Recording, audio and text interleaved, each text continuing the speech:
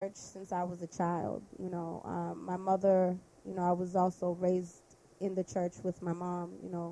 My mom was, I was always seeing my mother constantly praying and worshiping and serving God the best way she knows how.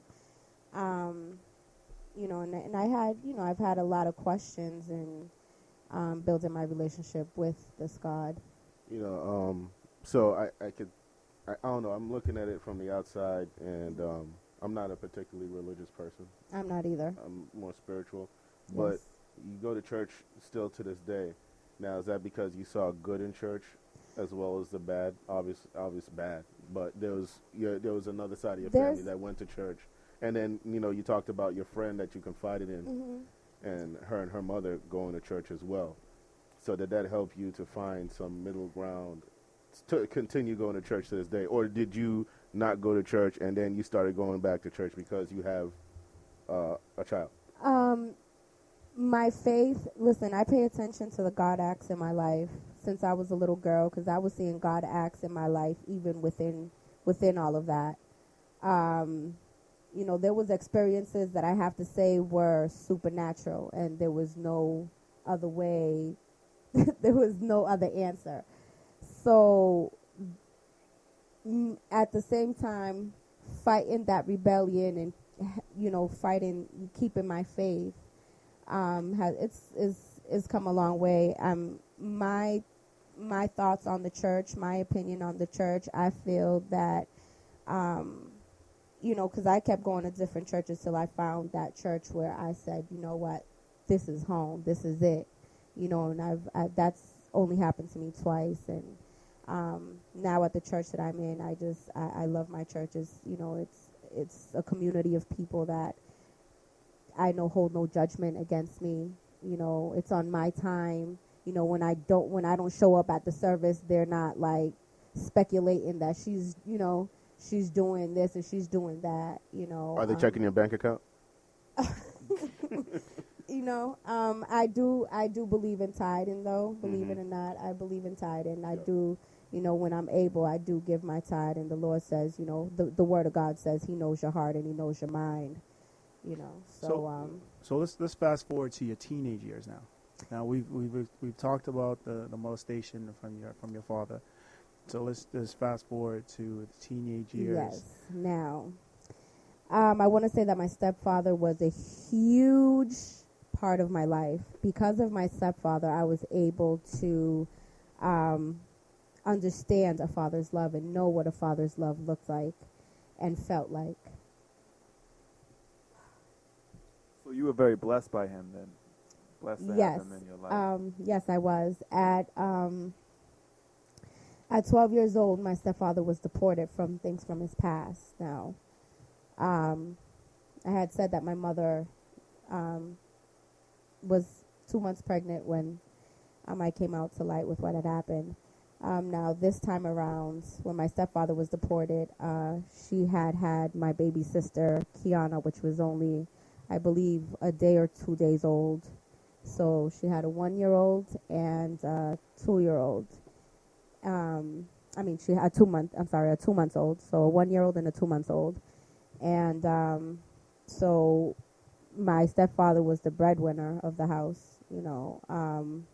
And it was almost, that's another story within itself because that falls all into immigration and stuff. So I'm not even gonna get into that. But it was very, very unfair. They broke up a happy home, a beautiful home, and the only male figure that I had in my life that actually gave me hope, and that if, in fact, he wouldn't have been deported, I wouldn't have gone down the road that I went down on. Now, what what happened after he got So deported? after he got deported, we went homeless. Oh, We were bouncing from place to place. We had to move we were living in Puerto Rico with family. And it's not the same when you have your own, you're in your comfortable place. And so I saw my mom struggle a lot. At the same time, I was also very angry and going through my own thing. So, and, so after we were from place to place, I want to say we were unstable for about 2 years. We went from Puerto Rico back to Florida. In Florida, we moved to Pork and Beans, Opelika, Hialeah, which is a very, a rough place in Miami. So, I had friends that were gang affiliated and so forth. So, I was also, I want to say around this time I was 13 already. I was 13, and I had met this 21-year-old, and a friend of mine that I had gotten into an altercation with brought to my mother's attention that I was seeing this 21-year-old, and so my mother, went off, and my great-grandmother was just like, oh, I can't have you guys here anymore, and it's too much. I was acting out. How old were you at the time? I was 13. Oh, okay. And I just want to say for the listeners that, family members and, my situation in particular where I grew up, that was not unusual for 13-year-old girls to end up dating men of that age or older. Mm-hmm.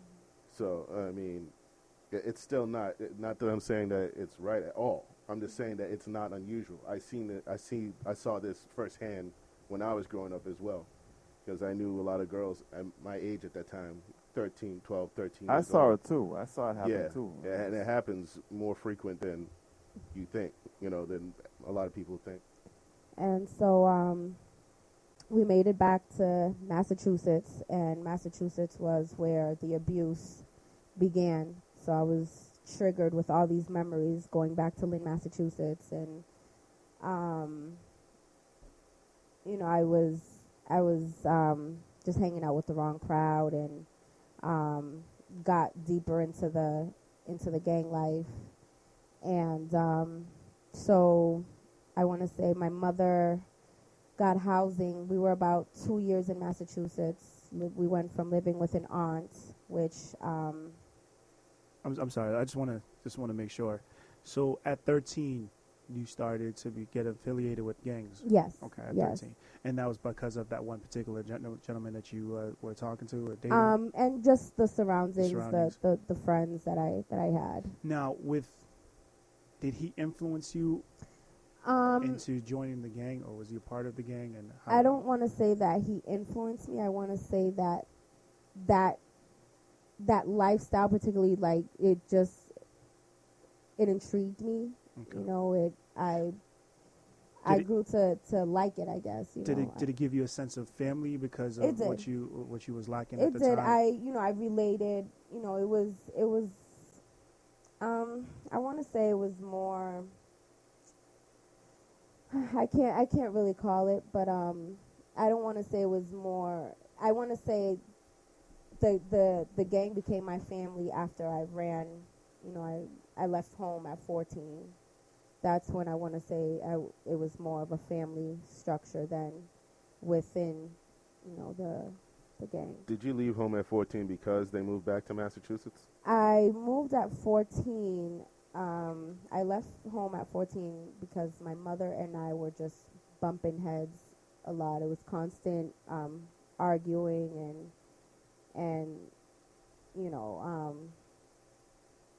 just my mom, beating me. You do something wrong, you get a whooping. That's how it was. But it was a lot. It was a lot, and it was a lot that my little sisters had to see, and it would break my heart every time. That my mother and it was just that I felt that she didn't understand me, and also I had chins at the time. So when I remember going to the court, and when the judge asked her, well, do you want to take her home, or what do you want? Do you want to facilitate her, or what do you want to do? And my mother said, well, I can't take it, And she said, she told the judge, keep her. So that, to me, I felt like she was just like letting me go. So you felt abandoned once again? Yes, I did. Okay. Well, we're going to take another short commercial break. We'll be back with Adaiah's story. I'm touched. And people out there, continue to listen to the Minority Men Show. Call in 857-366-5444. We'll be right back, 6 o'clock. Stay tuned. Baby, tell me what your name is. I see you walking by looking amazing. You looking like you need to be my main chick. Cause girl, you off the chain. But all I gotta know is one thing. Baby, tell me what's your name. I see that you wearing your short skirt in the summertime, with your leotard pants and your halter tie. You got your high heels on, so you're looking like a fly girl. Here I'm in my car, wishing you were my girl. Long hair, nice skin, looking like a perfect 10. Jumped about my ride to ask you to come back again. Cause it's only one thing that I need to know, and I'll take it from there. I just gotta have you, I don't wanna flaunt you, but it's only one thing that I just gotta know from you. Oh, baby, tell me what's your name. I see you walking by looking amazing. You're looking like you need to be my main chick. Just girl, you off the chain, but all I gotta know is one thing. Baby, tell me what's your name.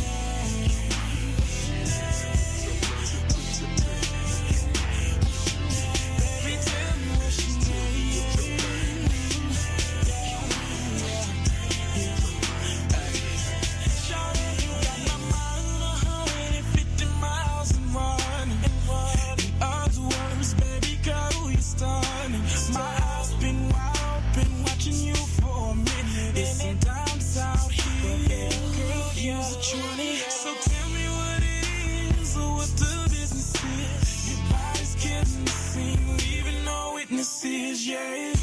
But it's only one thing that I need to know, and I'll take it from there. Cause I need you, and I want you. I just gotta have you, I don't wanna flaunt you.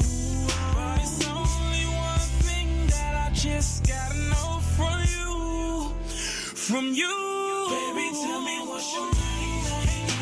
I see you walking by looking amazing. You're looking like you need to be my main chick. Just girl, you off the chain, but all I gotta know is one thing. Baby, tell me what's your name.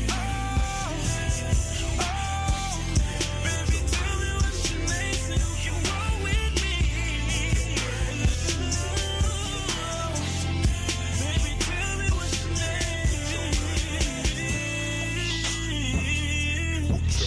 Yeah.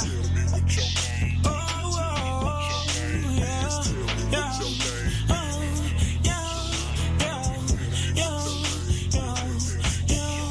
We can roll through the hood and see what we can see. Baby, it don't matter as long as you're with me. Oh, yeah. Your name is girl. Baby, tell me what's your name. I see you walking by looking amazing. You're looking like you need to be my main chick. Cause girl, you off the chain, but all I gotta know is one thing. Baby, tell me what's your name.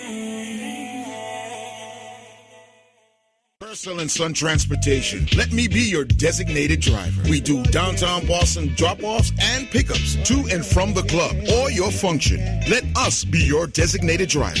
For 10 or more people, that's $30 per person, round trip. Less than 10 people, $35 per person, round trip. Now servicing the Rosendale, Dorchester, Roxbury, Quincy, Braintree, and Brighton area. We also have wheelchair access. Transportation to daycare and after-school programs are available. For more information, make that call, 857-350-7015. Purcell and Son Transportation. We also do early morning rides to work starting at 4:30 a.m. We also have business and event advertising available on the rear of the bus. Make that call, 857-350-7015. Purcell and Son Transportation. Let us be your designated driver. This is Andrew Purcell from Purcell and Son Transportation.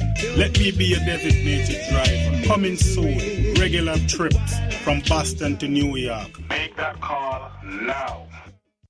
A+ Computer Services offers complete home and office